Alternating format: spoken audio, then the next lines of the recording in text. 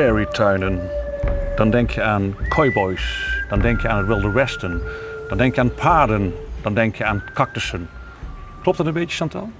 Nou, niet helemaal. Een prairietuin is eigenlijk een basis van tuin van siergrassen en hele sterke vaste planten. En prairie, je zegt het al, het zijn natuurlijk best wel droge gebieden, dus het zijn planten die wel tegen een stootje kunnen. Ja, dus niet alleen maar cactussen. Niet alleen maar cactusje. En welke soorten planten passen er dan in een prairietuin? Aan vaste planten kun je denken aan hele sterke soorten. Je ziet hier al de verbena ijzerhard, super sterk en met een mooie paarse kleur. Maar je hebt ook de zonnehoed, Achillea soorten en natuurlijk grassen. Hier zie je een hele mooie Pennisetum en die heeft een hele mooie pluim. Daar zijn ook verschillende soorten van. Maar wil je het nu wat strakker hebben en niet zo zwierig, kun je met siergrassen ook heel veel kanten op. Maar dit is echt prairie, zeg je. Waarom past dit juist bij die prairietuin? Kijk, dus zo wilderig en het waait helaas niet, maar als er een beetje de wind doorheen gaat, gaat het mooi zwierig over elkaar. Ja, ik kan wel even... Ja, iets harder.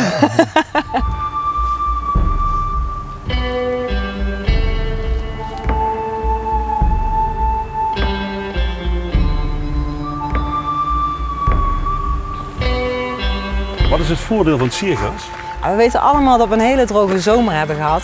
En grassen zijn planten die heel weinig extra water nodig hebben. Maar als je je eenmaal geplant hebt, is in het begin wat water geven en als ze eenmaal goed doorworteld zijn, dan groeien ze. Ja. En eigenlijk is het dan alleen in het voorjaar, na de vorstperiode, afsnoeien en dan komt hij weer mooi opnieuw op. Ik hoef maar 1 keer aan de slag per jaar? 1 keer aan de slag per jaar. Klinkt prima, toch? Dat is echt voor de mensen die niet zo van tuinieren houden. Zebragras. Zebragras? Ja. Oh ja, ja natuurlijk. Die Zoudijns in de naam komen.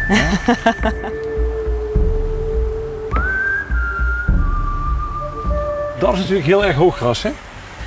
Ja, deze soorten zijn natuurlijk ideaal als je ruimte hebt en je wil wat weggewerkt hebben in je tuin. Maar er zijn nog genoeg kleine soorten. Ja, ik heb een klein tuintje, ja, precies. Ik heb een klein tuintje. Ook daar zijn grassen voor. Alleen het kampvuur ontbreekt nog, hè, Chantal? Ja, maar, heb je toch een prairie-idee, hè? En dit zijn de lage grassen. Ja, er zijn heel veel soorten lage grassen. Bekende daarvan zijn kareksoorten en zeggensoorten. Deze is natuurlijk heel mooi omdat hij echt een hele natuurlijke uitstraling heeft. Maar je hebt ze ook gewoon die groen blijven, die tweekleurig blad hebben ook weer. Grijze en je hebt zelfs een zwart gras.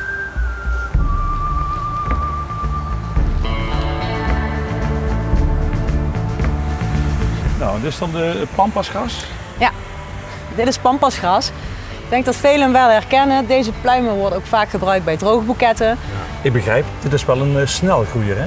Ja, deze ziet er nu lief en schattig uit. Als je denkt van ik heb ergens nog een klein stukje waar die mooi zou passen, vergis je niet, want hij groeit heel erg snel. Ja, meters hoog?